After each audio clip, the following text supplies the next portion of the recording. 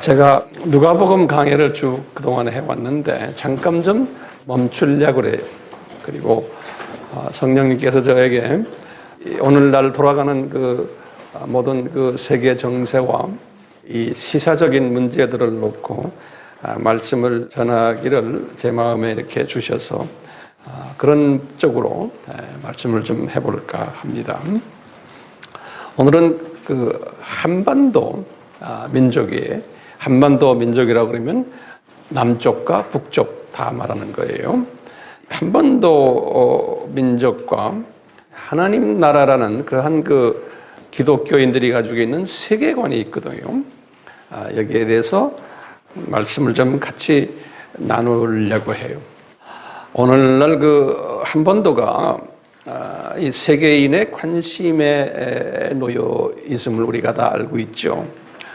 특히 2018년 평창 동계올림픽 주최국이 됨으로 해서 세계인들의 그 관심을 받고 있음을 역력히 알 수가 있어요. 제가 미국과 카나다에 이렇게 이번에 다니면서 또 그것을 확인했어요.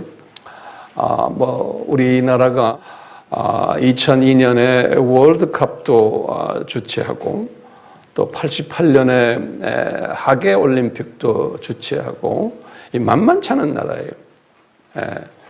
그런 그 기적을 우리 민족에게 이렇게 이루게 하셨는데 이번 그 동계올림픽은 김여정이라는 이 여자도 왔고 펜스도 왔고 그러면서 이제 여기서 일어나는 여러 가지 그 다이내믹한 역동적인 이야기들 또 우리 문재인 정권이 친북 친중 쪽으로 가고 있는 이런 모든 일들 전 세계인들이 알고 있어요.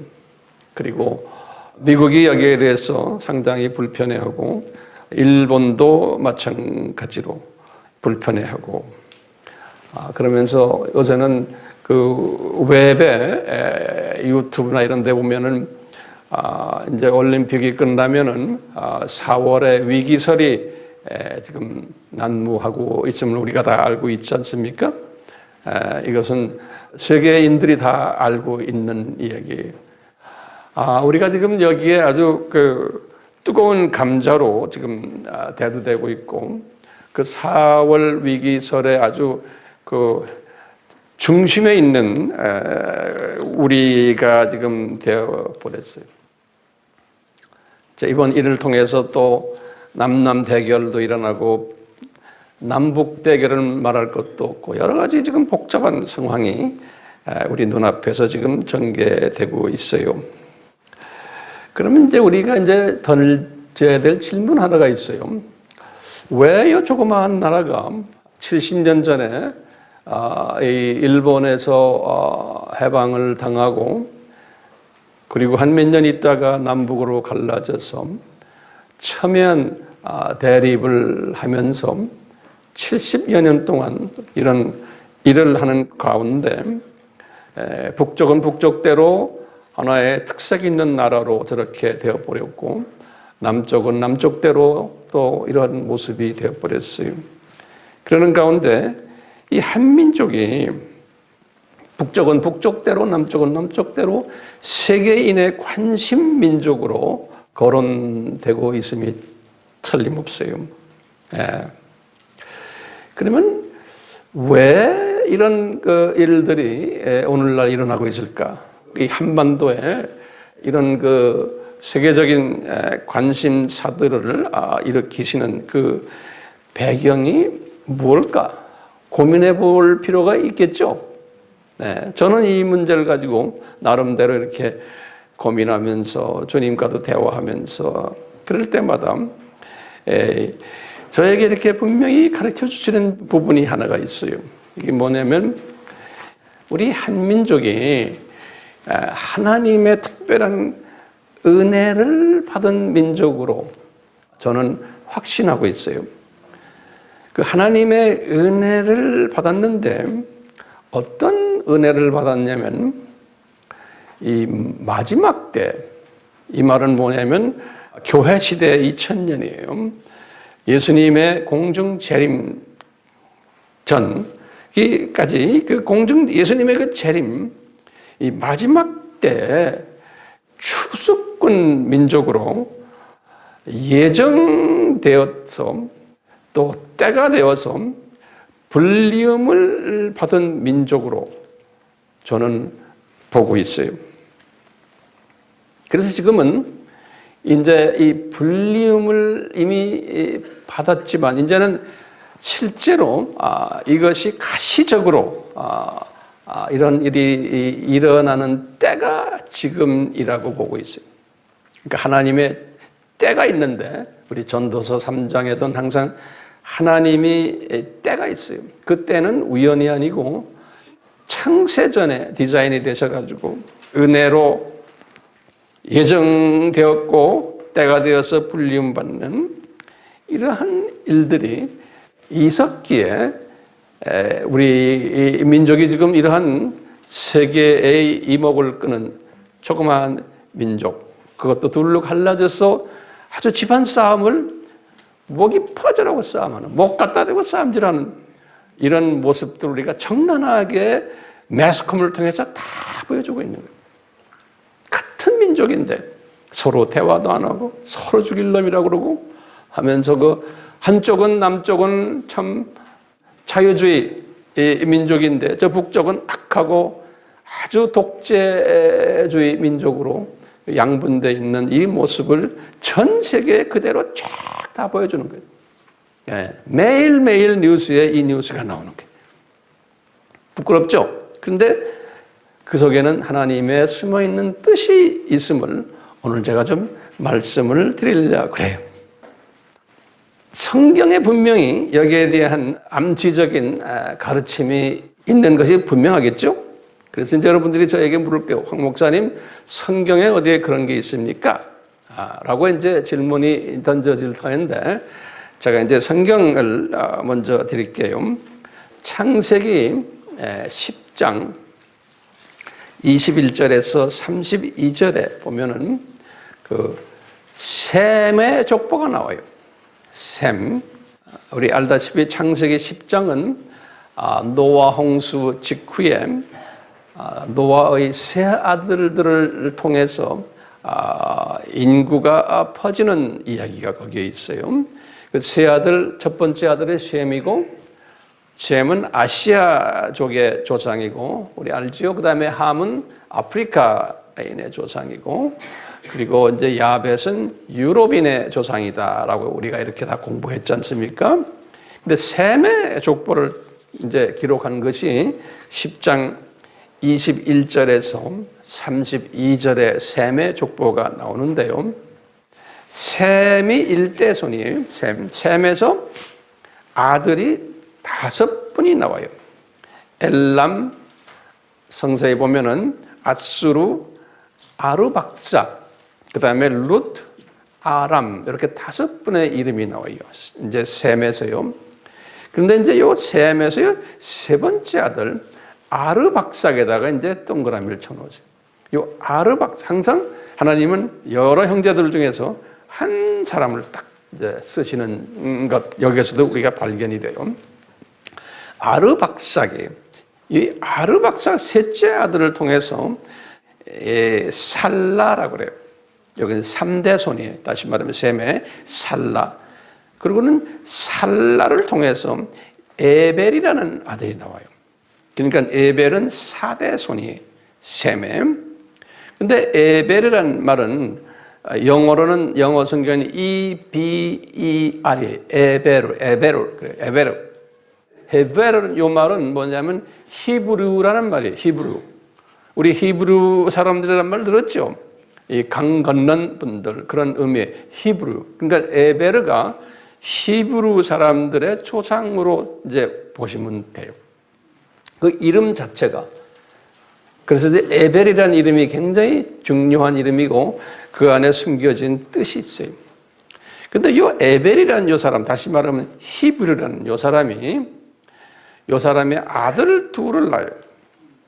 요 에벨이 거기 성경에 다 나와요. 두 아들 이름이 뭐냐면 첫째 아들이 벨렉이라는 아들이 나오고 둘째 아들이 욕단이라는 아들이 나와요. 그래서 요 벨렉에 지금 요 창세기 10장에는 요 벨렉에서부터 주르륵 흘러가면서 밑으로 나오는 후손 이야기는 10장에서는 거론 안 하고 11장에서 요 벨렉부터 창세기 11장 10절에서 26절에 거기를 쭉 보시면 요 벨렉의 후손이 루후, 수룩, 나호르, 데라, 아브라함 이렇게 나와요. 그러니까 아브라함이 요 벨렉의 후손이에요. 그러니까 셈에서부터 셈, 아르박삭, 살라, 에벨, 그 다음에 벨렉 쭉에서 아브라함이 나와요. 그거 이제 알겠죠? 여기 정리됐어요?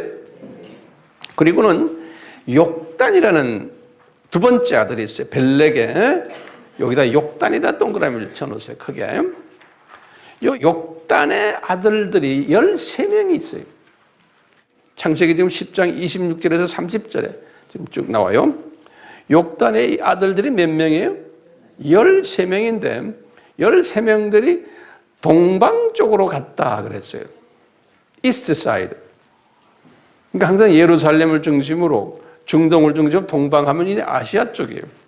근데 이제 아시아 쪽으로 갔는데 그 이름들이 주르륵 나와요. 그 이름들을 또 연구하는 그런 전문 학자들이 있어요. 이제 이분들이 쭉 이야기하기를, 이건 제 이야기가 아니에요. 이런 문헌들을 내가 쭉 이렇게 섭렵을 하면서 여기에 보면은 그 중에 13 아들 중에 후손이 우리 한반도까지 왔다라고 보는 거예요. 그래서 뭐 동이족이니 뭐 이렇게도 이야기하는 분들도 있고요. 특히 이쪽 한반도 쪽에 성서적 측면에서 인류학을 공부하는 분들이, 근데 한반도 쪽에 온 사람들이 항상 부르는 노래들이 있어요. 그게 이제 아리랑이라는 노래예요. 근데 이 13 아들들 중에서 아리랑, 아라리오라고 부르는 요 아들은 그 13분 중에 하나 제일 동방으로 온 요 아들 그 후손들이 아리랑, 아라리오를 부른다는 거예요. 다른 12 아들들은 이런 거 부르는 아들들이 없는 거예요. 신기해요. 근데 이 전문하는 분들이 아리랑이라는 뜻이 뭔가? 아리랑. 이 유대 말로는 엘 하면 뭐예요? 엘, 이게 다 하나님이라는 뜻이에요. 그래서 아리랑의 뜻이 하나님과 함께 한다. 임마누엘이라는 뜻이라는 거예요. 아리랑이라는 뜻이. 임마누엘. 그건 누구예요? 다시 말하면 예수님이죠. 우리 이사야서 7장 14절, 마태복음 1장 23절에 보면 다 임마누엘, 그 예수님이, 하나님이 이 세상에 내려오셔서 우리와 함께한다. 그 뜻이 아리랑이라고. 신기하죠? 근데 아라리오, 그건 또 무슨 뜻인가? 그 뜻은 뭐냐면 only God이라는 뜻이라는 거예요. 그러니까 유일한 하나님이라는 뜻. 다시 말하면 예수님이 아리랑이라는, 임마누엘이 He is only God, 유일한 God, 유일신 개념. 그게 아라리오로. 그런 노래를 불러가면서 이 동쪽 끝까지 와가지고는 그 후손들이 지금도 아리랑을 부른다는 거예요. 신기하죠? 우리가 이번에도 단일팀 할 때도 아리랑 불러서 전 세계에 알려졌죠. 그 아리랑도 여러 가지 변곡들이 있듯이. 그래서 세상 사람들은 그 뜻도 모르고 그냥 부르고 있는 거예요. 근데 그 아리랑의 내용을 보면 참 신기한 게요. 아리랑, 아리랑, 아라리요. 뭐 이렇게 나가다가 나를 버리는 자는 심리도 못 가서 발병 난다고 그랬죠. 그러니까 이 민족을 건드리면 심리도 못 가서 발병 난다는 거예요. 그러니까 우리도 무슨 뜻인지도 모르고 불렀는데 지금 이런 차원에서 이렇게 딱 보니까 이 민족은 이게 특별한 민족인 거예요. 근데 이렇게 우리가 이렇게 보면요, 고려인들, 소련 전역에 퍼져 있는데 그분들이 아리랑을 불러요. 조상들 노래 뭐 아는 거 있습니까? 그러면 아는 게 아리랑이에요. 고려인들, 조선족들도 마찬가지. 근데 이 노래는 이게 그냥 대를 이어서 계속 내려가는 거예요. 그러니까요, 어떻게 우리 민족이 이 아라리오 민족이 되었는가요? 이제부터 제가 이야기할 때 아라리오 민족 하면 아리랑은 예수님 임마누엘을 외쳤던 민족이고 그 다음에 아라리오는 유일신 예수님이시다라는 걸 외쳤던 이 민족. 이게 어떻게 이런 민족으로 되어 버렸나요? 라고 우리가 이제 질문을 다시 한번 해보면 이거는 첫 번째 뭐냐면 이것은 하나님의 은혜구나. 그리고는 예정하심이 있었고 때가 되니까 불리움을 받는 민족이었구나. 그래서 이제 이 예정적인 측면을 오늘 창세기 10장 지금 이 족보 속에서 우리가 이렇게 이제 볼 수가 있어요. 이 족보 속에서. 그러면 이제 이것을 다시 내가 족보 외에 또 하나의 증거를 이제 좀 이따가 제가 될 거예요. 그리고 이 족보 속에서 지금 보면 누구의 후손이? 에벨, 히브리인데 거기에 욕단 두 번째 아들을 통해서 쭉 내려온 족속이에요. 그러니까 이 족속의 사명이 뭘까요? 이 족속의 후손들의 사명이 그게 지금 우리의 지금 오늘날 우리가 뭘 해야 돼요?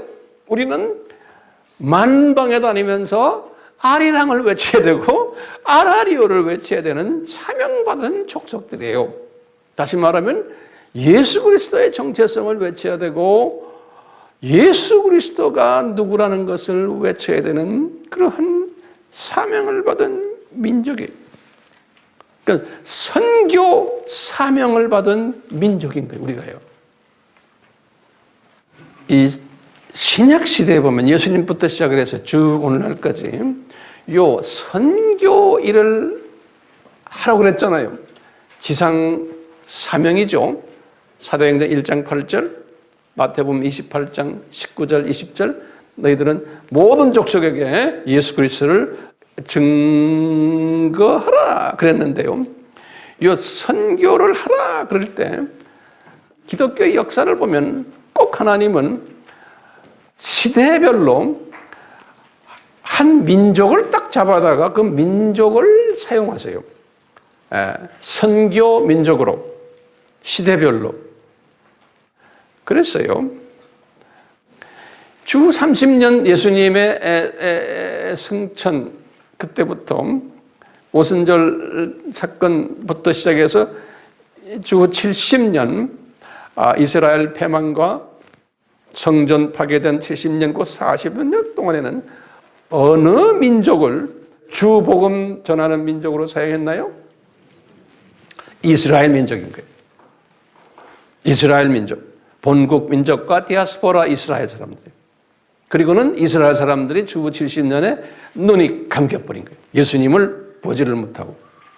그러면서 주 70년부터 주후 한 500년까지 다시 말하면 이 로마 제국이 망하는 것이 476년 안에요. 그래서 그냥 주 70년에서 500년 그 기간에는 어느 민족을 사용하셨겠어요? 예? 이태리 민족이 로마 민족을 사용하셔가지고 로마 제국을 복음화시키는 일을 했어요. 그 다음에 500년에서부터 1000년까지 로마 제국이 끝나면서 이제 게르만 사람들이 이제 로마 제국을 무찔렀는데 게르만 사람들도 어느 정도 복음을 전했지만 그 시대를 무슨 시대라고 하냐면 비잔틴 시대라고 그래요. 우리 비잔틴 시대라고 우리 다 옛날에 학교에서 공부했죠. 그게 이제 그리스예요. 그리스를 통해서 비잔틴 민족을 통해서 500에서부터 1000 그 시대 게르만도 거기 들어가지만 그 시대에는 우리 알다시피 610년에는 어떤 일이 났어요? 이슬람 종교가 태동이 된 거예요. 그래가지고 이슬람 종교도 태동이 돼가지고 아랍이라는 요 족속들을 주족속으로 해가지고 자기네 복음이 또 퍼지기 시작합니다. 그리고는 1000년부터 1500년 요 기간에는 게르만 족속도 사용하시고 프랑크라고 그래서 이건 그 불란서 사람들이에요.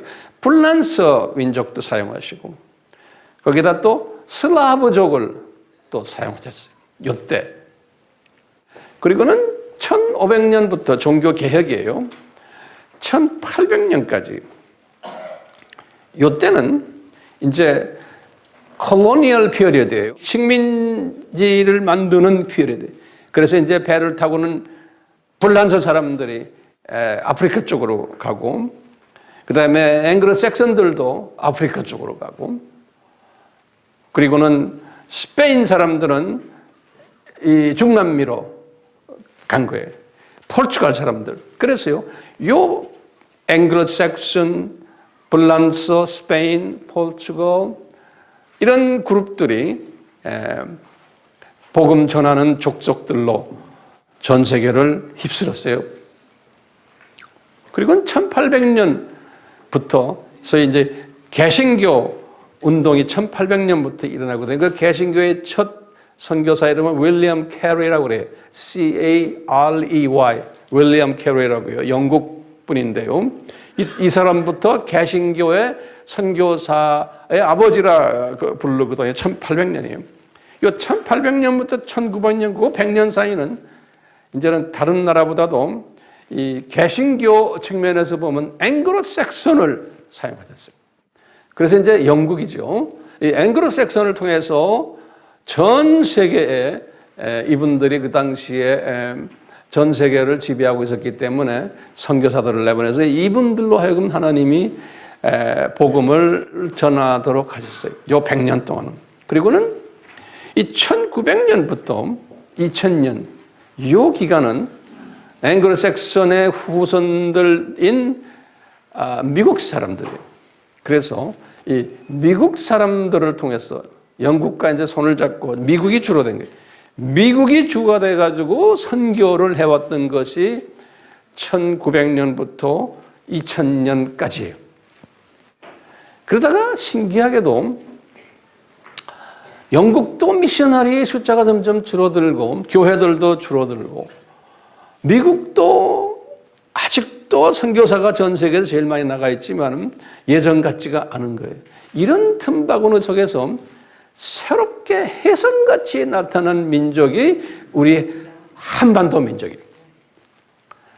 그러니까 21세기에 2000년부터 현재까지 이제 이 누구나 다 자타가 다 공인하는 거예요. 미국의 바톤을 받을 선교 대국은 코리안들이다 그러는 거예요. 신기하죠? 예? 그 전 세계에 나가면 코리안들이 없는 데가 없어요. 코리안 미셔너리들이. 예. 자, 이 코리안들 왜 갑자기 이 불교 나라 출신인 이 민족을, 유교 나라 출신인 이 민족을, 그것도 남북이 갈라져서 북쪽이 그렇게 악하게 행동하는, 북쪽은 김일성 주체사상인 종교의 그것도요. 예. 그런 더러운 악령이 위에 깔려 있는데 이 남쪽은 무슨 일로 이분들이 이렇게 선교사를 많이 내보내고, 이 남쪽 출신들은 한국 딱 보세요. 십자가가 온 천지에 깔려 있어요. 빨간 십자가들. 비행기 타고 가면 내려다 보세요. 전 세계에 그런 나라 우리밖에 없어요. 어디 가나 젊은이들도 모아놓고 너 선교사 갈래 그러면 아멘 할렐루야 다 그래요. 세상에 선교사 나가겠다고 하는 젊은이들도 많고 늙은이들도 많고, 한국 사람들이 이민간 미국이나 카나다나 호주나 남미나 어디 가나 한국 교회가 너무나 많은 거예요. 세계 어느 다른 민족과 이게 비교가 안 되는 거예요. 한국 이민교회들이 그 안에서요 하나같이 다 여름 되면은 단기 선교 간다고 그냥 비행장이 그냥 난리. 왜 이 민족이 이런 나이가요? 예? 뭘 먹을 거 있다고 그렇게 선교 간다고 그래요? 그러면 우리가 어떻게 봐요? 아하, 이게 아리랑 알라리아 민족이구나. 언제 쓰시려고? 21세기에 예수님의 재림이 가까이 오게 이 마지막 주자로서 하나님이 쓰시려고 하는 민족이구나. 자, 그렇다면 이 세계 선교의 대국이 되려면 적어도 15가지의 기본 요소가 필요해요. 아까 말한 이 이스라엘 족속들, 로마 족속들, 비잔틴 족속들, 이 슬라브 족속들, 게르만, 플란스, 스페인, 포르투갈, 앵글로색션, 미국, 이 모든 족속들이 어느 시대에 선교 대국이 되기 위해서는 제가 지금 말씀드리는 다음에 15가지의 요건을 갖추고 있어야 돼요. 아무나 되는 게 아니에요. 첫 번째는 뭐냐? 이 민족적 은혜를 받아야 돼요. 이거는 은혜가 없이는 안 되는 거예요. 하나님의 이 은혜가 있어야 돼요. 두 번째, 이 은혜 바탕 위에 예정하심이 따라와야 돼요.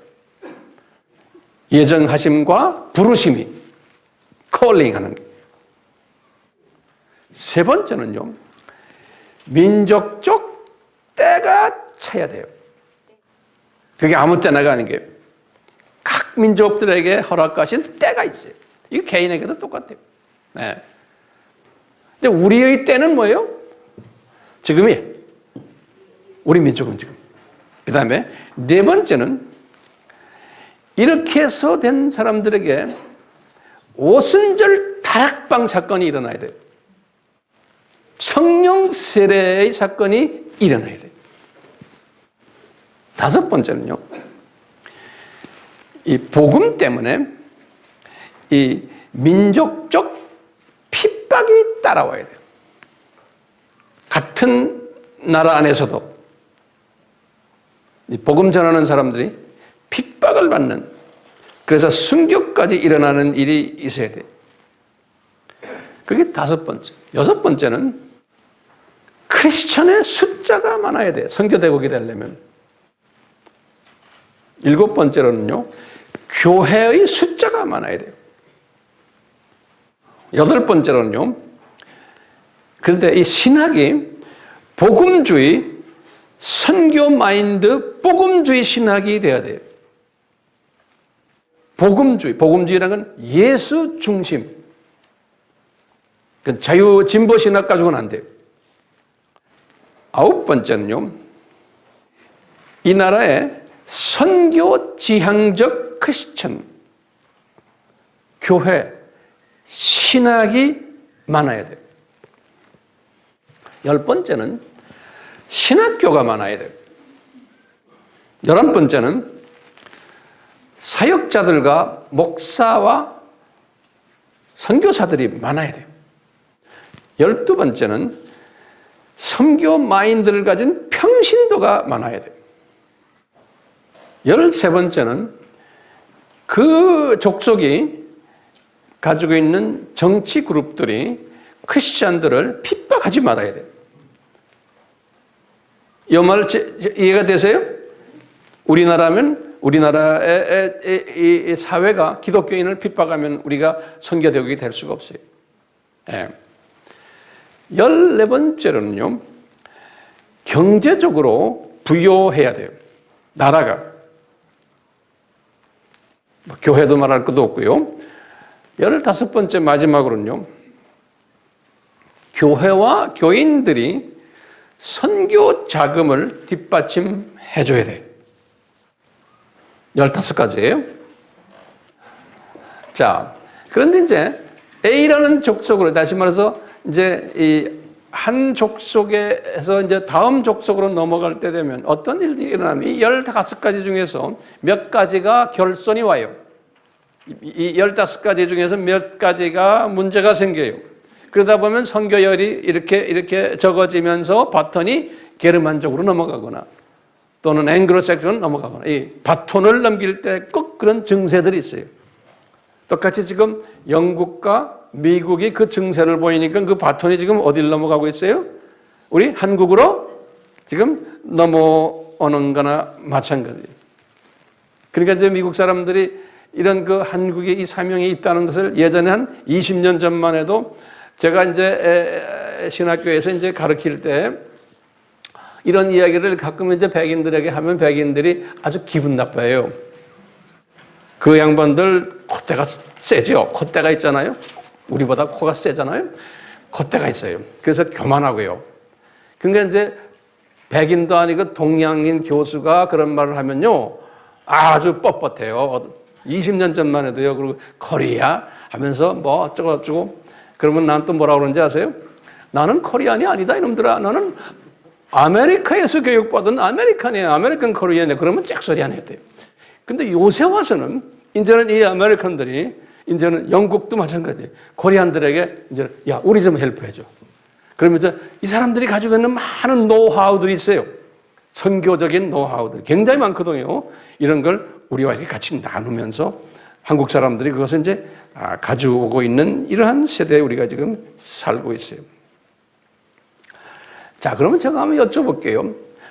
우리 민족이 이 15가지의 이 요건들을 가지고 있어요? 없어요? 없어요 하는 사람 다 여기서 쫓겨나게 생겼어요. 네. 우리가 지금 우리 민족이 이것을 가지고 있어요. 일본만 해도 이 부분이 15가지가 없어요. 다가.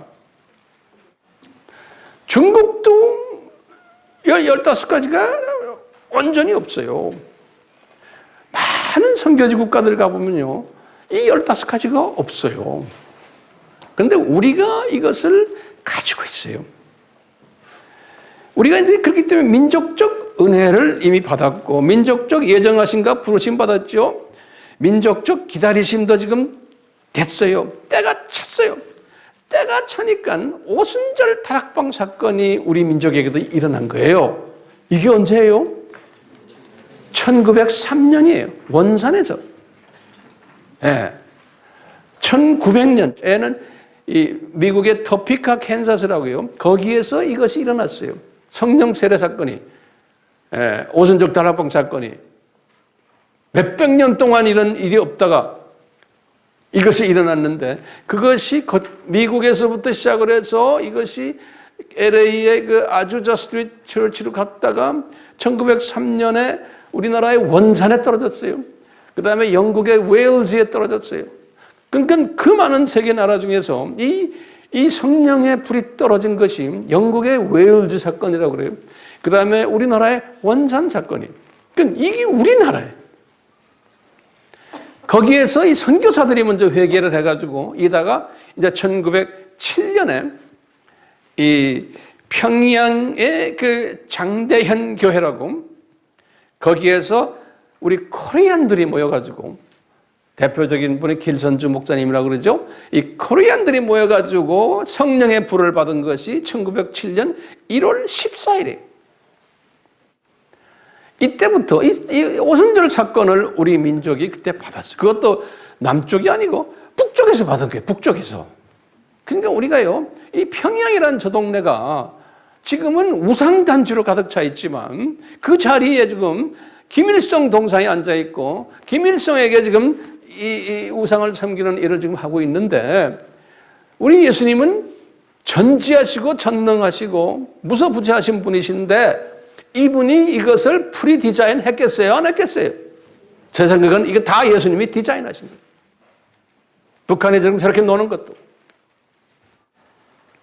나중에 제가 거기에 대한 결론적인 말씀을 드릴 거예요. 자, 요 기간 1907년부터 1919년 요 기간을 딱 보세요. 그 기간 1919년이 뭐예요? 3.1운동이 일어날 때예요. 다시 말하면요. 성령의 불이 떨어져가지고 그 당시에 그 한 12년 동안 한국에 유례없는 대부흥이 일어났어요. 그냥 전도할 필요 없어요. 그냥 막 은혜 받고 예수 믿겠다고 한 게. 그게 북한의 저쪽 동네에서 일어난 거예요. 원산부터 시작해서 함흥, 평양 이쪽 동네에서 그냥 막 일어난 거예요. 근데 그 기간 동안 우리 민족에게는 엄청난 아픔이 있었던 일본 분들이 강점했고 우리를 괴롭혔던 때, 그래서 3.1운동이 1919년에 일어난 거예요. 아픔이 있었어요. 그런데 이 아픔은 전 세계가 다 아팠어요. 그 당시에. 1914년이 무슨 날이에요? 1차 세계대전이 일어났어요. 유럽도 아픔이 엄청나게 많았어요. 17년에 끝나죠. 1917년 이제 1차가요. 그럴 때 소련에는 뭐가 있었어요? 1917년에 뭐예요? 볼셰빅 혁명이 일어났어요. 그러니까 유럽도요, 엄청난 아픔 속에서 있었던 때가 그때예요. 그러니까 이준 열사가 헤이그에 가가지고 우리 민족 좀 봐줍시오 할 때, 봐주긴 뭘 봐줘요? 큰 나라들이 다 작은 나라를 땅 따먹게 할 텐데. 미국 애들도 마찬가지예요. 그 당시에 미국도 다 그랬어요. 땅 따먹게 했어요.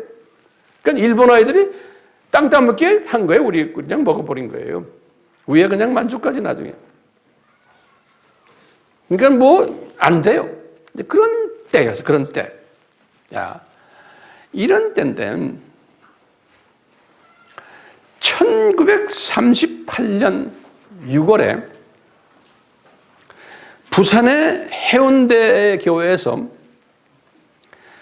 제41회 장로교 경남도회가 열려서 유일하게 신사참배를 반대 선언을 했어요.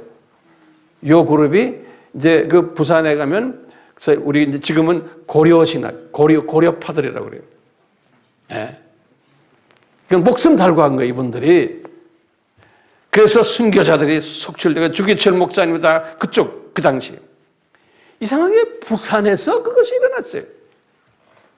우상숭배를 반대하는 그 운동이. 그런데 신기하게도요, 똑같이 1938년 9월 9일 날, 이건 아주 중요한 날이에요. 9월 9일 날 평양에서 서문박교회라고 해요. 서문박교회에서 대한예수교 장로회 총회가 열렸는데 여기에서 신사참배를 가결을 했어요. 다시 말하면 수직계명을 어기는 일의, 이건 우리 민족으로서는 대단한 수치예요. 이 목사들이 교회 차원에서, 교단 차원에서. 그래가지고 이제 9월 9일에 그랬는데 9월 10일 날에 하루 있다가 장로교 총회 대표들이 평양에 있는 신사에 가가지고 절을 했어요. 그러니까 이 평양이 성령의 불이 떨어졌던 것이고 우리나라의 이제 선교 대국으로서의 시작을 이제 했던 곳이 그 평양이었는데 성령의 불이 떨어졌던 곳인데 이렇게 변질이 돼버린 거예요.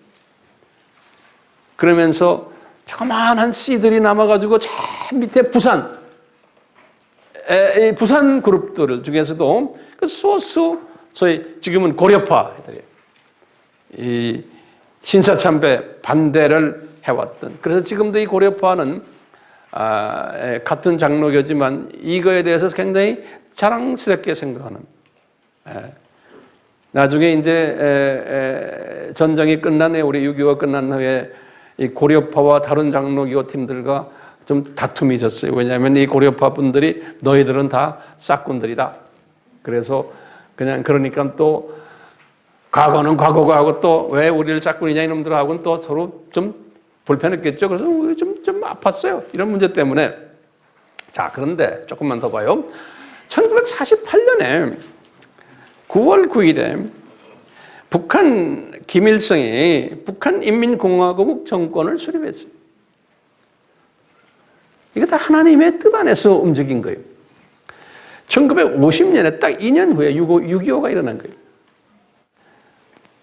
아침 새벽 4시 20분이라고 그래요. 남침한 것이. 그리고는 1950년 8월 1일이에요. 다시 말하면 전쟁 6.25가 터지고 35일 만에 이 북한 인민군이 어디까지 내려갔냐면 낙동강까지 내려요. 낙동강.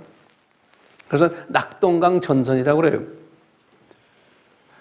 거기 딱 내가 문헌을 보니까 이 부산을 보호하기 위해서 하나님께서 왜 하나님이 부산을 보호할까요?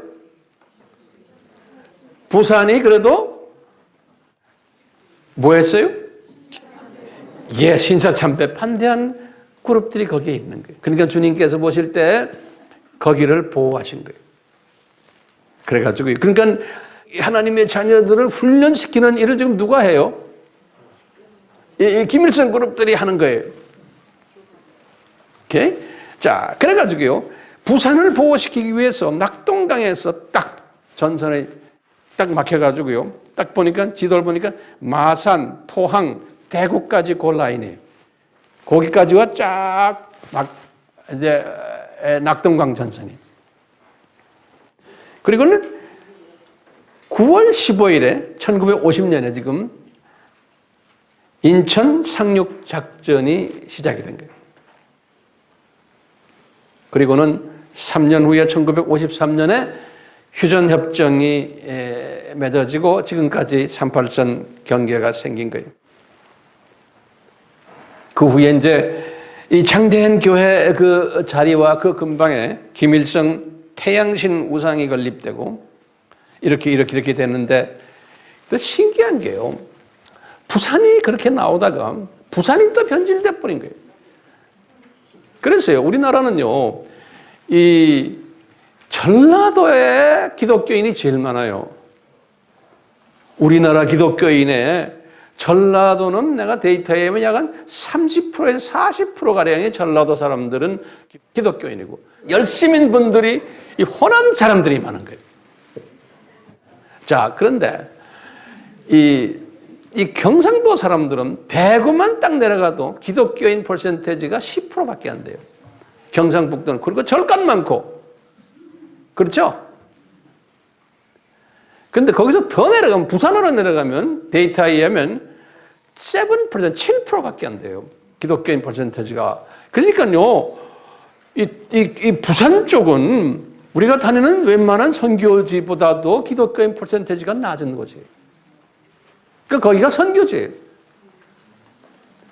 자, 근데 신기한 게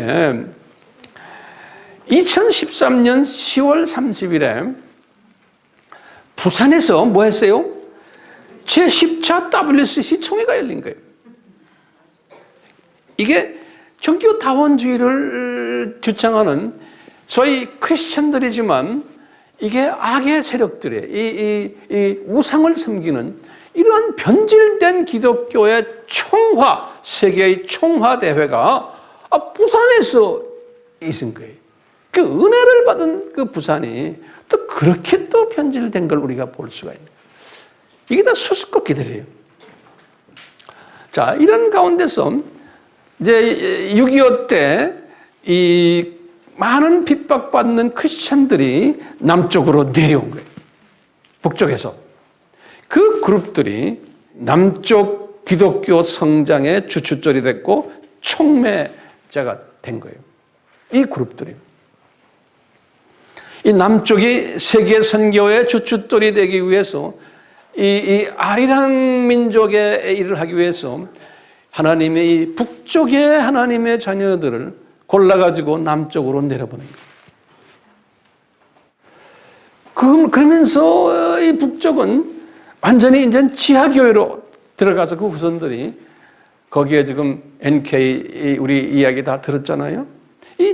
이분들이 하늘에 죽은 미랄들이 돼가지고 약 한 20만 명의 기독교인들이 그 안에서 지금 감옥에 들어가 있고 많은 사람이 순교당하고 우리 요한복음 12장 24절에 하늘의 미랄이 땅에 떨어져 죽어야지만 많은 열매가 맺는다 그랬듯이 남쪽 교회가 이 아리랑 족속의 역할을 하기 위해서는 누가 죽어줘야 되는 거예요. 남쪽 교회는 점점 이제 커지면서 돈이 많아지고 이게 점점 부패해지니까 하나님이 이걸 다 아시고는 이제 이 죽는 일을 북한에 있는 그 크리스찬들이 해오고 있었던 거예요.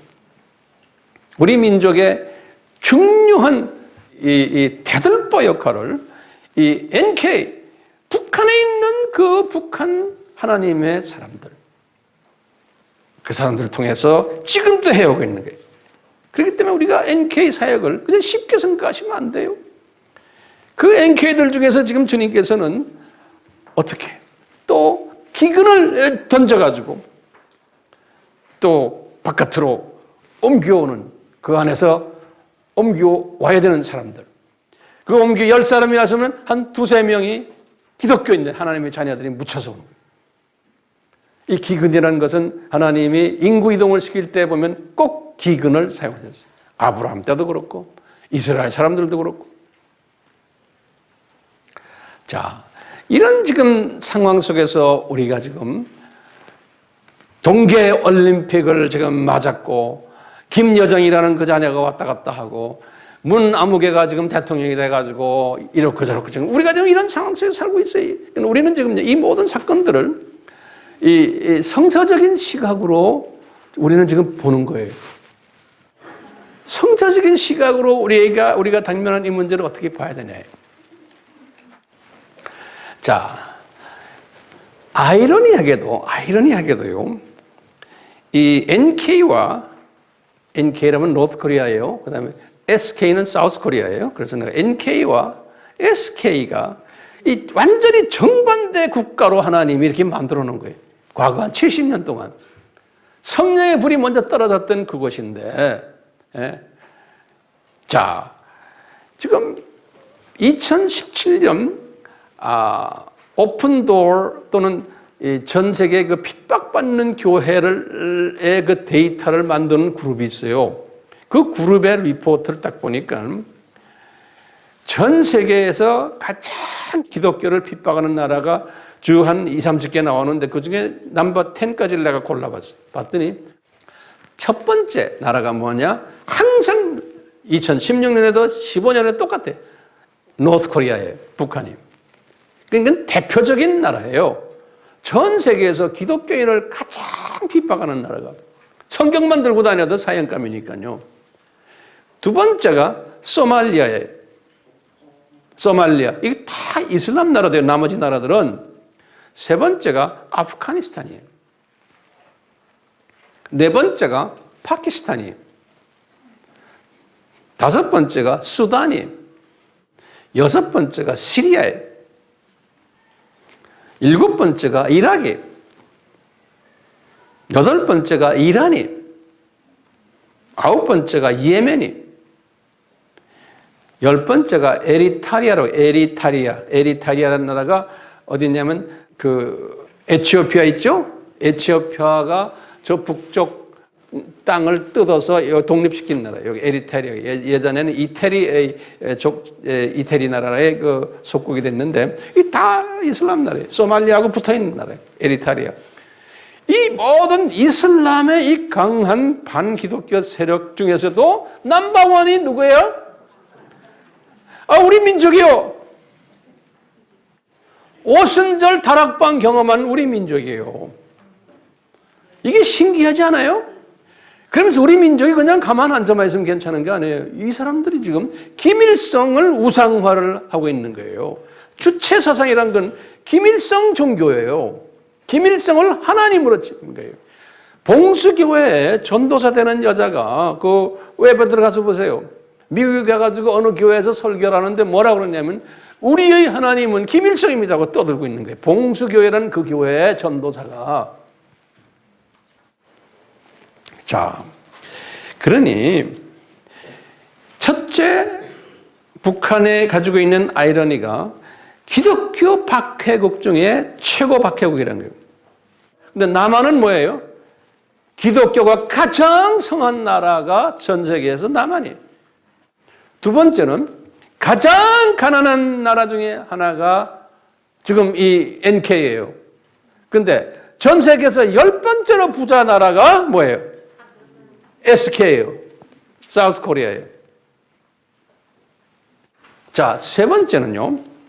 세계에서 가장 잔인한 비인권 국가가 독재 국가가 이게 NK예요. 그런데요. 우리 SK는 인권이 넘쳐나는 나라예요.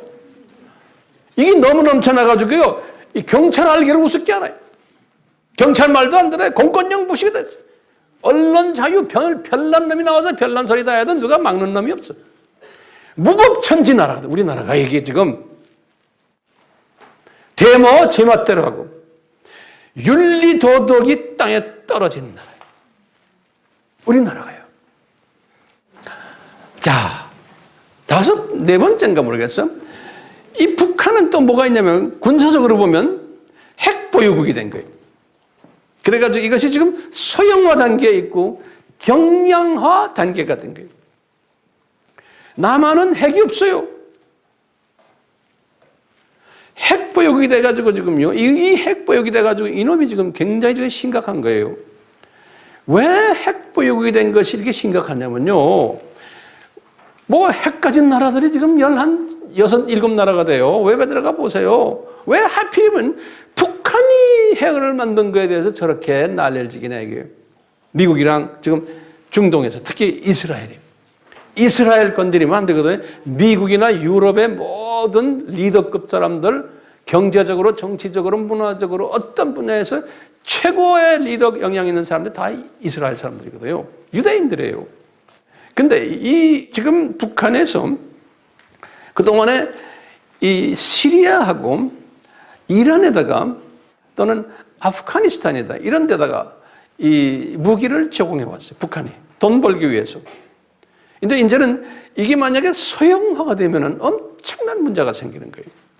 그것이 금년 4월 안에 이게 끝내야 된다는 거예요. 그렇기 때문에 왜 이 소형화가 어느 정도 4월 안에 이게 끝날 수가 있다는 거예요. 소형화되면은 지금 이슬람 사람들이 이스라엘과 미국을 없애기 위해서 특히 이 시아이파라고 있어요. 이란 중심인 이 시아이파들은 자기네 메시아가 언제 오느냐? 이스라엘이 이 땅에서 없어지고 지중해로 다 빠져 죽어버리고 미국이 망해야지만 자기네 메시아가 온다고 믿는 자기네 종말론 사상이 있어요. 그래서 이란이 저렇게 못되게 노는 거예요. 예, 이제 시아이파들인데요. 이 사람들은 무슨 생각하냐면 이 자살폭탄 있죠? 이 자살폭탄을 들고서 죽고 싶다는 애들이 지금 수만 명이 기다리고 있거든. 수만 명이. 그래야 그건 자살폭탄에 올라가면 부인 몇 명 얻는다고요? 70명이에요. 여자들이 화가 나고 우린 뭐냐 그러니까 너희는 70명 남자 얻는다고. 그러니까 여자 남자 할 것 같아서 이 자살폭탄을 하려고 그러는데 여러분들 이 핵무기를 여기다 달고 가면 어떻게 돼요? 지금 그런 때가 온 거예요. 공항에서 쇼핑센터에서 어디에서 그게 다 터지면 세계전쟁 나야 안 나요? 세계전쟁 그 자리에서 나요. 우리 비행기도 못 타요. 한 놈이라도 그걸 가지고 터뜨리면 이때까지는 그래도 그냥 뭐 20-30명 죽었지만 이게 이제 게임, 이 북한이 그걸 가지고 있는 거예요. 그러니까 미국도 만약에 이놈들이 이걸 미국에 와서 터뜨리면 이건 끝나는 거예요. 영국, 유럽 할 거 없이 지금 이런 때가 지금 딱 온 거예요. 그래서 지금 유대인들이 특히 지금 트럼프 정부를 강하게 미는 거예요. 지금 그 집 딸이 왔죠? 이방카. 그 남편이 쿠시너라고 그 유대인이에요. 유대인 중에서 정통 유대인이에요. 걔가 이스라엘을 자주 다니면서 이스라엘과 지금 이런 문제들을 지금 협상을 직접 하는 나이에요. 이 문제. 그러니까 이제 이 북한이 이 핵무기를 소형화시키는, 경량화시키는 이 일에 성공을 하면 그때부터는 이게 문제가 생기는 거예요.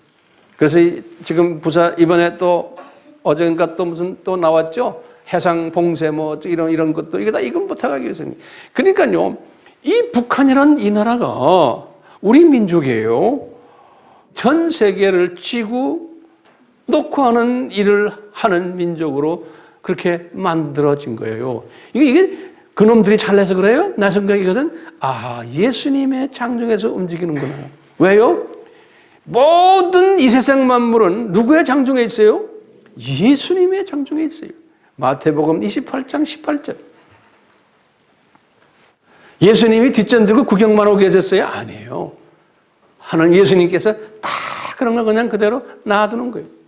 또 예수님이 그것을 계획하시는지도 몰라요. 그래갖고 이런 가운데 남쪽은 또 아주 착한 민족이에요. 핵도 지금 없잖아요.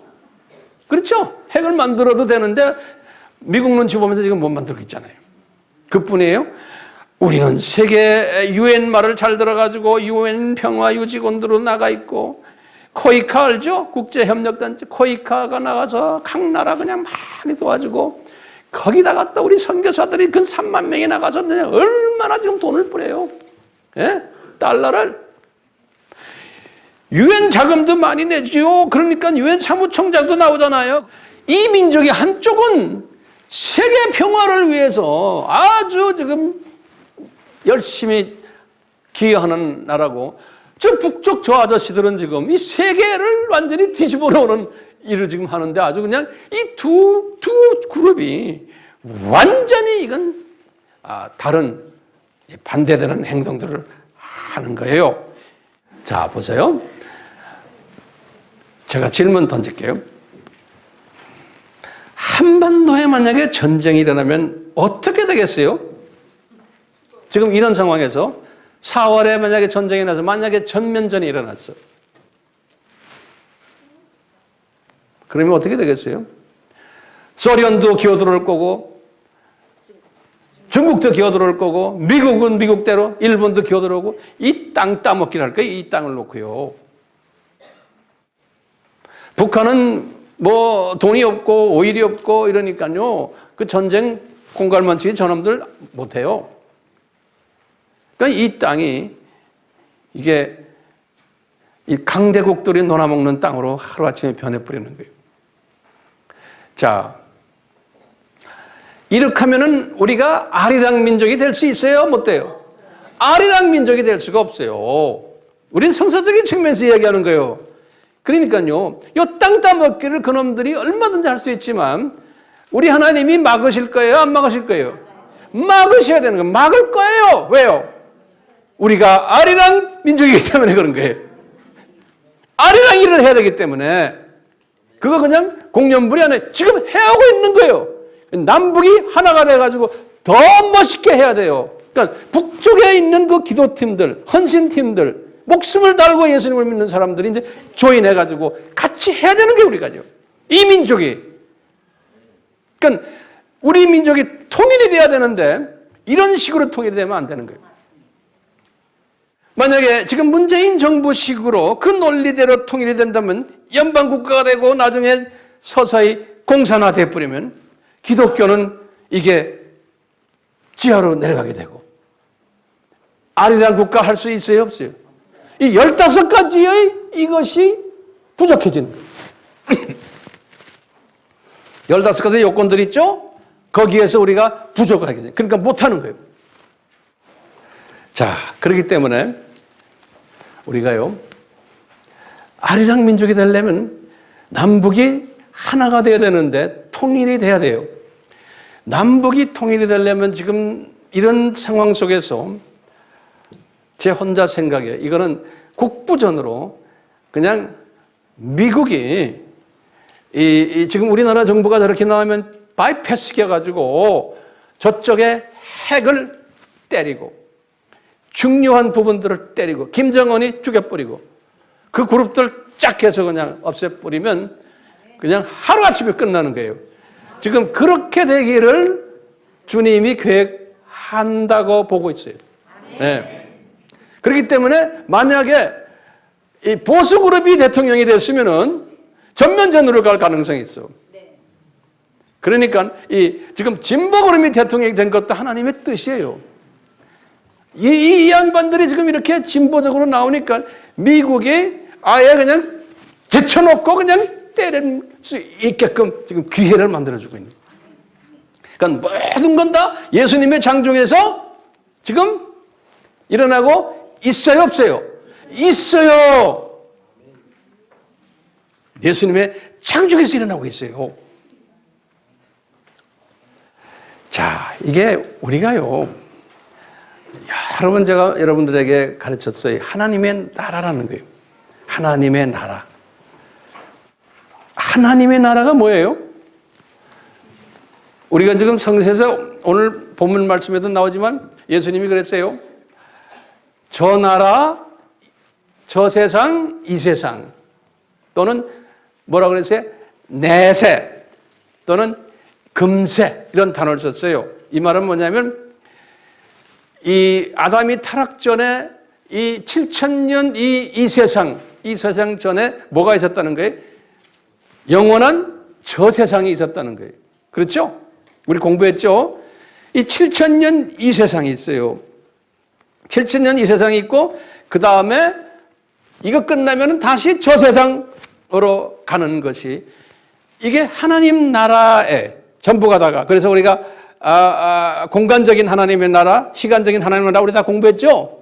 자, 이 하나님 나라가 있는데 이 하나님 나라 안에서 지금 7,000년 시간 속에서 이 시간 속으로 예수님이 오시게 되어 있고 왜 이 7,000년이라는 이 시간 이 세상을 만들었어요? 그러면 우리가 뭐라고 그랬어요?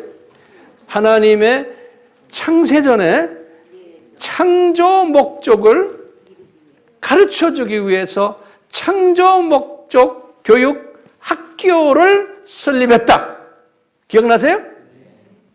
이 7,000년은. 이 7,000년 동안 이 7,000년을 지고 계신 분이 누구예요? 예수님이죠. 예수님인데 바로 예수님이 그 학교의 교장 선생님이죠. 그렇죠? 근데 부교장을 임명했어요. 그게 누구예요? 사탄이에요. 그래서 예수님이 부교장 이름을 이 세상 신이라고 그런 거예요. 요한복음 12장 31절에. 그 이 세상 신이 그 이 밑에 똘만 애들이 많은 거예요. 그 사탄의 백성이 전체 인구의 지금 보면 약 한 70, 80%. 그러니까 지금 이 7,000년 세계에 사는 사람들의 대부분이 사탄의 자녀들인 거예요. 하나님의 자녀는 소수예요. 그런데 이 사탄의 자녀들을 사용하셔가지고 어떻게 해요? 하나님의 자녀들을 훈련시키는 것이 이 셋업이에요. 7,000년 셋업이에요. 우리 학교 공부했죠? 창조 목적 학교 어떻게 했어요? 처음에 이사장이 성부 하나님이라고 했죠? 이사회가 있고 그 다음에 교장 선생님이 누구예요? 예수님이에요. 부교장, 교감은 사탄이에요. 그 다음에 거기에 또 누가 있어요? 교사들 있죠. 교사들은 교장 측 교사와 부교장 측 교사들이 있다고 했어요. 기억나세요? 학생은 누구예요? 학생은 하나님의 백성들이에요. 이 사람들 훈련시키는 학교가 있으면 과목이 있죠. 과목 우리 공부했죠? 무슨 공부하는 거예요. 그 다음에 뭐 있어? 학년이 있어. 제가 자세하게 설명했어요. 학년이 있어요. 그래서 졸업식이 있어요. 그게 뭐예요? 이 세상에서 죽는 거예요. 교육받고 하나님의 자녀가 졸업하고는 저 세상으로 올라가는 거예요. 그런데 이 교육 시스템이 언제 끝나요? 7,000년 끝날 때 끝나요. 그게 뭐냐? 학교 폐교식이야. 그거는. 자, 이렇게 이 세상 안에서 이 창조 목적을 훈련시키는 이 훈련. 그래서 하나님의 자녀들은 시간 속에다가 떨어뜨려 가지고 이 훈련을 시키는 것이 이 세상인 거예요. 그렇죠? 네. 근데 이제 이 훈련시키는 과정 속에서 대표적인 선교 민족들을 아까 제가 이름을 쫙 됐죠. 이제는 예수님이 재림 전에 대표적인 이 창조 목적 훈련시키는 데 아주 중요한 교사 그룹이 지금 우리 한반도 그룹인 거예요. 오케이? 근데 이 한반도 그룹을 하나님이 쓰시려고 지금 이 둘로 갈라놓고는 강하게 대립하게 한 다음에 훈련시킨 다음에 어느 정도 훈련이 되고 하나님의 자녀들이 이 안에서 훈련이 되고 때가 되면 이제 하나로 만들어가지고 이제는 본격적으로 이 마지막 추수 일을 하게 이렇게 디자인하신 거예요. 이것이 우리 크리스천들이 보는 세계관인 거예요. 크리스천들이 보는 세계관인 거예요. 그러니까요, 예수님도 이 크리스천 세계관을 말씀하셨어요. 마태복음 12장 32절에 오늘 본문 말씀에 바울도 그랬어요. 에베소서 1장 21절, 고린도전서 2장 11절, 야고보서 4장 10절. 우리 크리스천들은 이 여기에 잠깐 있는 안개 같은 존재들이라는 거예요. 베드로도 그랬어요. 베드로전서 2장 11절에 우리는 나그네들이라는 거예요. 잠깐 훈련받아 내려온 나그네들이라는 거예요. 요한에 보는 세계관도 마찬가지죠. 요한계시록 이 사람이 그래서 이 7000년 끝나고는 21장부터 22장에 보면 저 세상 환상을 딱 본 거예요. 새하늘 가셨다. 아니 이분들도 가지고 있는 이 세계관이 이런 거예요. 우리는 잠깐 여기에서 살고 있는데 이쪽을 우리를 훈련시키는 그 사탄의 자녀들이 우리를 훈련시키는 이런 시스템으로 우리 지금 학교 공부를 하고 있다 이렇게 보는 거예요. 그 성서에서 보면요, 이 저 세상이라는 단어들을 쓸 때 거기다 좀 적어보세요. 성경 구절 드릴게요. 저 세상이라는 단어를 마태복음 12장 32절, 에베소서 1장 21절, 또 저 세상이라는 말을 내세라는 단어도 쓰고요. 또는 오는 세상이라는 단어도 썼어요. 이거 또 빛의 세상이라는 단어도 썼어요. 요한복음 1장 9절에. 또는 윗세상이라는 단어도 써요. 윗세상. 요한복음 8장 23절에. 또는 영원한 세상이라는 단어. 요한복음 3장 16절. 그 다음에 하나님 자녀들의 본향이라는 단어. 본향, 고향. 히브리서 11장 14절에. 또는 아버지의 집이라는 단어도 썼어요. 요한복음 14장 2절에. 또는 낙원이라는 단어도 썼어요. 누가복음 23장 43절에. 또는 삼층천이라는 단어도 썼어요. 고린도후서 12장 2절에. 그 다음에 거기는 사망이 없는 곳이라고 그랬어요. 계시록 21장 4절에. 그리고는 마지막으로 거기는 고통, 애통, 아픔이 없는 곳. 계시록 21장 4절이. 자, 이 세상이라는 단어는 또 성경에서 어디에 또 나오냐면 적어보세요. 이 세상이라는 단어도 아까 마치 마태복음 12장 32절, 에베소서 1장 21절에 나오고요. 이 세상은 썩어지는 세상이라고 그랬어요. 이 세상에 있는 모든 것은 다 썩어진다고 그랬어요. 베드로후서 1장 4절에. 그리고 더러운 곳이라고 그랬어요. 베드로후서 2장 20절에. 안개 같은 곳이다. 야고보서 4장 14절. 그 다음에 악한 곳이다. 요한복음 7장 7절에. 사탄의 왕이 있는 곳이다. 다시 말하면 사탄이 이 세상 왕이다. 이렇게 썼어요. 거기 다시 사탄이 이 세상 왕이다. 요한복음 12장 31절에. 그 다음에 잠깐 지나가는 세상이다. 요한일서 2장 17절에. 이제 그림자 세상이다. 역대상 29장 15절. 자, 그렇기 때문에요. 우리가요, 지금 이런 세상에서 살고 있는데 이 세상의 임금이 누구라고 그랬죠?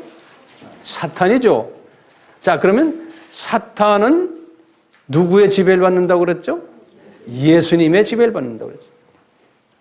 거기다 적어 놓으세요. 사탄이 예수님의 지배를 받거든요. 우리 욥기 1장 6절에서부터 12절 봐도 그렇고 마태복음 4장 7절에도 보고 예수님이 주님이시고 예수님의 허가 없이는 사탄은 아무것도 못하는 거예요.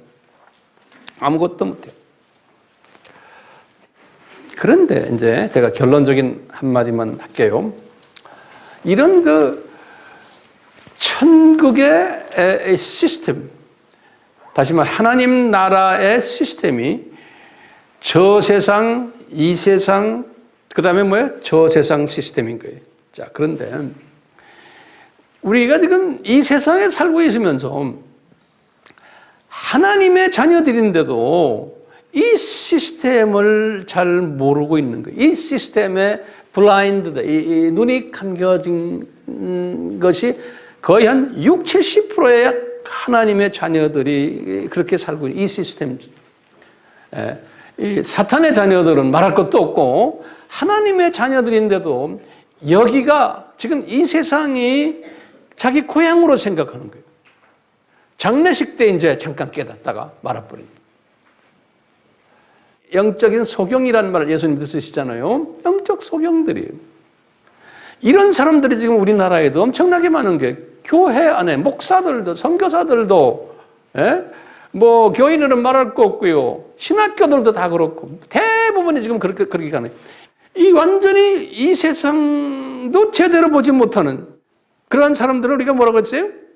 썬데이 크리스천들, 명목상 크리스천들이, 이성주의 크리스천들이, 이런 사람들이 60%에서 70%라고 전문가들이 말한다고 그랬죠? 그 다음에 넘버 2 레벨 크리스천들은 우리가 눈은 떴는데 근시안전 크리스천들이에요. 그러니까 이 세상을 이렇게 볼 때 지금 돌아가는 이 모든 한국의 남북 문제, 올림픽 문제 뭐 이런 걸 보면서 이 세상적으로만 보는 거예요. 저 세상적으로 보지 못해. 다시 말하면 세계관이 이 세상만 보는 세계관으로 모든 사물을 보는 거예요. 성경도 그런 식으로 보고 자기 이성에 갖다 대고 저는. 그렇기 때문에 성경 해석도 저 세상 중심적인 해석이 아니고 다 이 세상 중심적인 해석들. 그래서 이런 사람들 우리가 뭐라고 그랬죠? Prosperity Gospel. 번영 이 세상에서 성공하고 돈 많이 버는 기복적인 이런 이 세상에서의 복받기를 좋아하는 그러니까 모든 사물도 그런 세계관으로 보는 거예요. 그러니까 문재인 정부가 왜 저래? 보수 그룹들 중에 이 그룹은 이런 눈이 이 사람들은 문재인 저 사람 축출 안 해요. 예수님이 세워놓은 거예요. 왜요? 성경에는 어떻게 돼 있어요? 로마서 13장 1절에서 2절에 어떻게 돼 있어요? 모든 권세자들은 하나님이 세웠다고 그랬어요. 하나님이 세운 거예요. 바울이요. 그렇게 말했어요. 디모데전서 2장 2절에도 바울이 똑같이 그렇게 말했어요. 디도서 3장 1절에도 다시 들어요. 로마서 13장 1절에서 2절, 디모데전서 2장 2절, 디도서 3장 1절, 베드로도 말했어요. 베드로전서 2장 13절에서 14절. 이 당시에요. 네로 왕이 이 사람들을 괴롭힐 때예요. 네로 왕은 54년에서 68년에 주후. 이 사람들이 한참 사역할 때 네로 왕이 이 사람들을 나중에 다 죽였잖아요.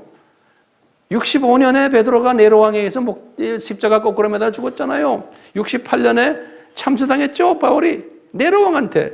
그런데도 우리 성경에 보면 베드로도 그렇고 네로도 그렇고 바울도 그렇고 한 번도 반정부 말씀하신 것이 없어요. 네로 왕 그 사람 죽여버리자. 그 사람 왜 저렇습니까? 한마디도 안 하고 오히려 지금 내가 성경 구절 드렸죠. 그 사람은 하나님이 세우신 하나님의 종이라는 거예요.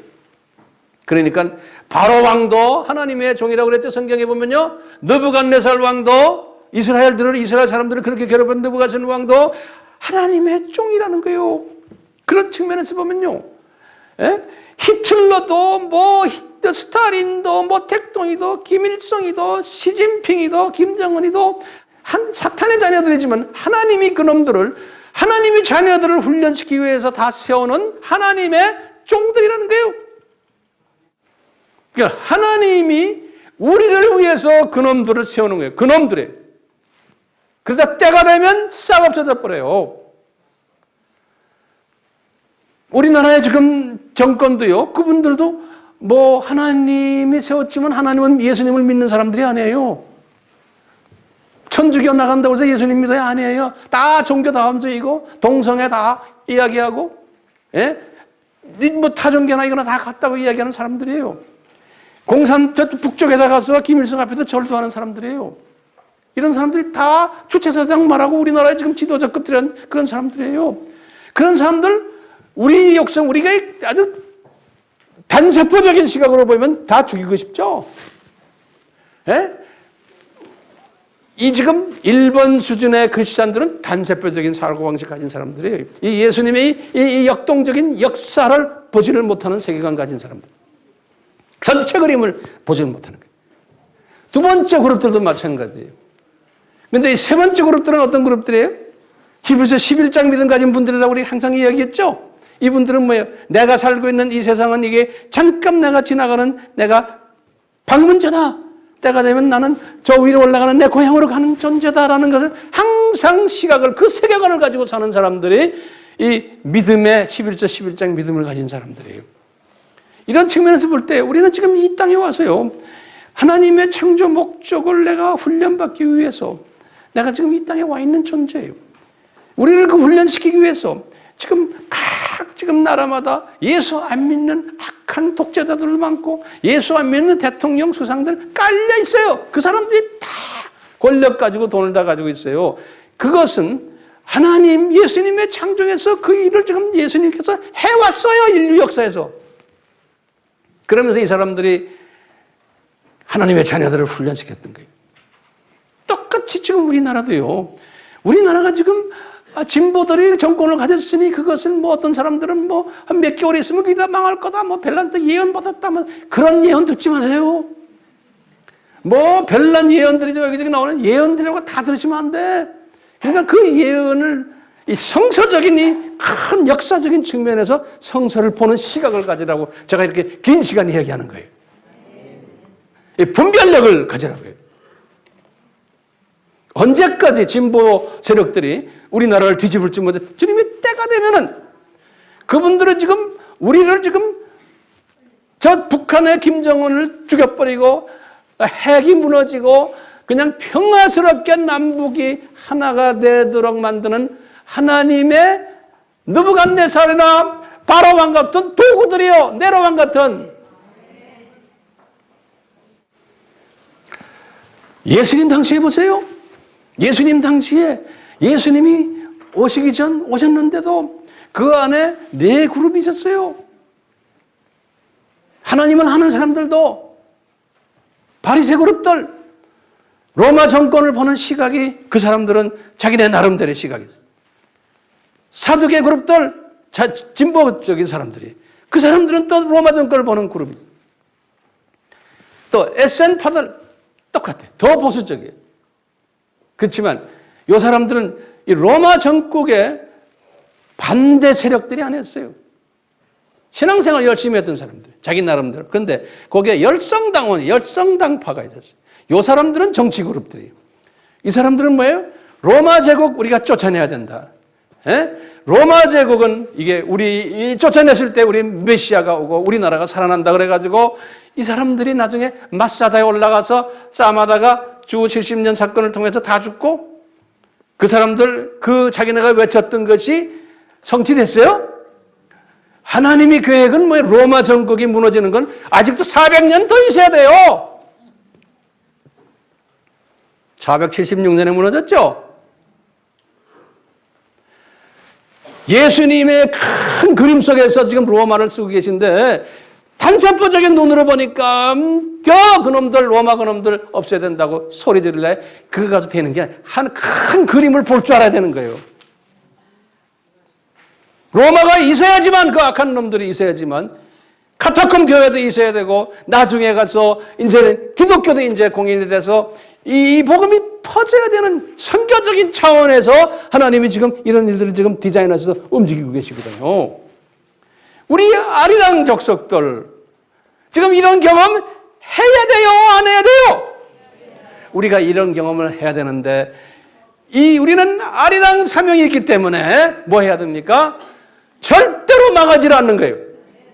이 15가지가 더 구체적으로 우리 앞에 이제 나타나는 15가지 요건들이 남북이 이제 때가 돼서 하나가 된 다음에 악한 놈들 다 주님이 손보시고 그런 때가 이제 올 거예요. 그렇기 때문에 우리가 이 비밀을 아는 사람들은 어떻게 해야 돼요? 주기도문에서 그랬잖아요. 아버지의 뜻이 하늘에서 이루어진 것처럼 땅에서도 이루어지는 거예요. 이 아버지의 뜻이 뭡니까? 이 7000년 이 세계, 창조 목적을 훈련시키는 이 세계, 이것이 하늘에서 이루어진 것처럼 땅에서도 이루어진다. 그걸 기도하라고 그랬잖아요. 그러니까 우리 민족을 통해서 지금 아리랑 복음이 지금 전 세계로 퍼뜨려야 되는데 이 아버지의 뜻이 이루어져야만 되잖아요. 이 뜻이 이루어지기 위해서는 한 민족을 보호시켜주고 우리 민족 이 한반도를 평화스럽게 하나가 돼가지고 잡놈들 다 없애버리고 세계에 그냥 빛이 되는 그러한 민족이 돼야 된다고 기도를 해야 되는데 기도하기 전에 이미 하나님이 다 디자인했기 때문에 우리는 그 기도에 동참만 하는 것뿐이에요. 그러니까 이것을 아는 사람들은요, 이런 모든 것들 보면서요, 뭐 문재인 대통령 어떻고 뭐 또 뭐 어디는 어떻고 뭐 어떻고 그런데 열을 받으면 돼요 안 돼요? 열이 나는 건 열 끄서 그 열을 가지지 말아라고 내가 지금 이 설교하는 거예요. 이 세계관을 바꾸셔야 돼. 그런데 첫 번째 수준의 기독교인들은 열을 받아요. 왜요? 눈이 감겼으니. 이 세계관이 이걸 보지 못하는 거예요. 두 번째 그룹도 마찬가지.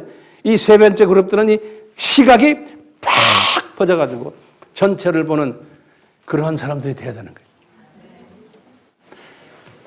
이런 시각을 가진 사람은 우리 할 일이 뭐예요? 그 시각만 가지고 있으면 안 되잖아요. 우리는 아리랑 교회가 돼야 되는 거예요. 아리랑 그룹이 돼가지고 우리는 이 일만 열심히 하면 되는 거예요. 그러다 보면 때가 되면 주님이 오셔가지고 우리 들림 받잖아요. 우리 같이 기도합시다. 하나님 아버지, 우리가 우리 한반도가 아주 위험한 상황 속에 있지만 악한 세력들이 한반도에 인천공항을 공격하거나 삼성전자를 공격하거나 또는 원자로를 공격하거나 이런 일들이 없도록 그러한 피해를 받지 않고도 주님께서 원하시는 우리 민족을 통일케 하여 주님이 우리를 아리랑 민족으로 사용하시자는 그 뜻을 이루어 주시기를 바랍니다. 아멘. 하나님 아버지, 우리 민족이 세계에 많이 지금 이런 일을 위해서 높여주고 계십니다. 올림픽을 통해서 3번이나 지금 이러한 일들을 하게 하시고 우리 산업인들을 통해서 세계적인 기업들이 많이 나오게 하시고 여러 가지로 한국 민족 정말로 주님이 높이시고 계신데 우리를 이 높이시는 과정 속에서 계속해서 높여주시되 우리가 사람들에게 웃음거리나 부끄러움을 당하지 않도록 북한의 이 악한 세력들이 우리를 파괴하지 않도록 저들을 주님의 장중에서 붙잡으시고 저들을 약화시키시고 포기시키시고 또 저 악한 세력들을 주님의 때가 되어서 무찌르고 없애고 자국도 안 나게 주님께서 만들어 주실 줄 저희들은 알고 있습니다. 미국에 있는 정치하는 주님의 종들을 사용하셔서 그분들에게 구체적으로 말씀해 주시고 우리 한국과 하나가 되어 이 일을 문제없이 깨끗하게 정돈될 수 있는 그러한 기적을 기다리고 있습니다. 주님 이루시옵소서. 그러면 저희들은 열심히 주님의 그 신실하심에 따라서 아리랑 민족으로 최선을 다하며 주님의 재림을 기다리겠습니다. 우리 모두가 다 동참하는 복된 자들 되게 하시옵소서. 지금 이 시간은 예수 그리스도의 무한하신 은혜와 하나님 아버지의 극진하신 사랑하심과 성령님의 끊임없이 보호시키심이 우리 민족에게 있기를 예수님의 이름으로 축원하옵나이다. 아멘.